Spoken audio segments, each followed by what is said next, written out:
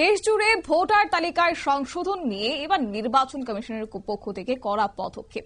কিন্তু সেই কড়া পদক্ষেপে এতটাই মগ্ন হয়েছে নির্বাচন কমিশন যে এবার দেশে বসবাস করছে কুকুর, তাদেরকেও এবার শংসাপত্র দিতে শুরু করেছেন নির্বাচন কমিশন। কোন পন্থাই বা অবলম্বন করছে তা হয়তো বা এই মুহূর্তে অজানা আমাদের কাছে, কিন্তু জানিয়ে রাখি পাটনাতে স্থায়ীভাবে বসবাস করার শংসাপত্র পেয়েছে একটি কুকুর, লিখেছেন ডগ বাবু।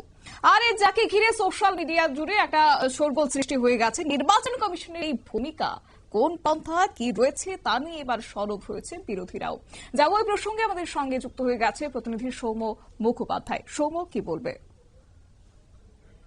বিহারে ভোটার তালিকার নিবিড় সংশোধন চলছিল, 20 বছর বাদে এই ঘটনা ঘটছিল বলে প্রশাসন নির্বাচন কমিশনের তরফ থেকে দাবি করা হয়েছিল, এবং এর মাধ্যমে যারা অবৈধ ভোটার তাদেরকে বাতিল করার প্রক্রিয়া চলছিল এবং বৈধ ভোটারদের ভোটাধিকার যারা ঠিকভাবে প্রয়োগ করতে পারে তার জন্য এই প্রক্রিয়া চালানো হচ্ছে বলে নির্বাচন কমিশন থেকে বারবার দাবি করা হয়েছে।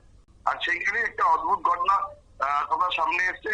একটি কুকুরকে পাটনার একটি জায়গায়, সেই জায়গাটার নাম হচ্ছে মোরাওলি বলে একটি জায়গা আছে, সেইখানে তাকে স্থায়ীভাবে বসবাস করছে এইরকম একটি শংসাপত্র দেওয়া হয়েছে।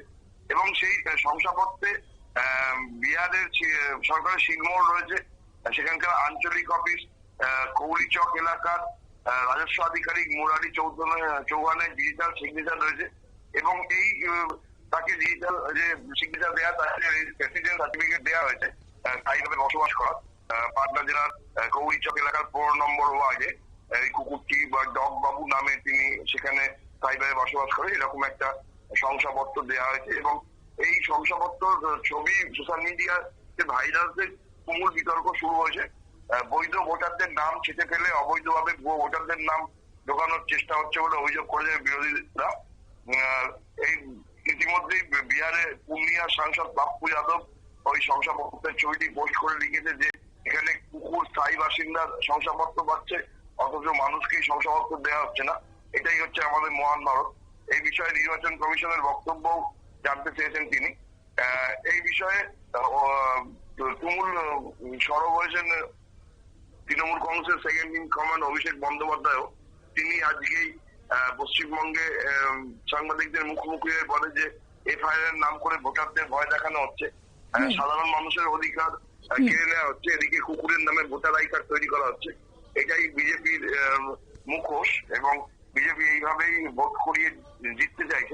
ইতিমধ্যেই পাটনার জেলা শাসক বিষয়টি ব্যবস্থা করবে বলে জানিয়েছে, যদিও এই ঘটনা সামনে আসায় নির্বাচন কমিশনের ভূমিকা নিয়ে প্রশ্ন উঠছে। ধন্যবাদ।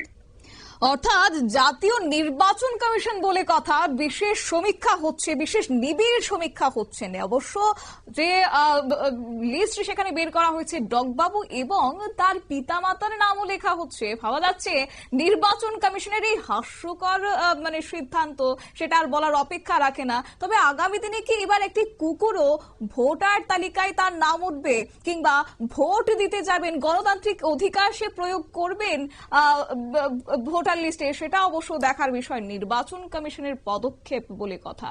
নিয়ে নিচ্ছি ছোট্ট একটি বিজ্ঞাপন বিরতি, সঙ্গে থাকুন।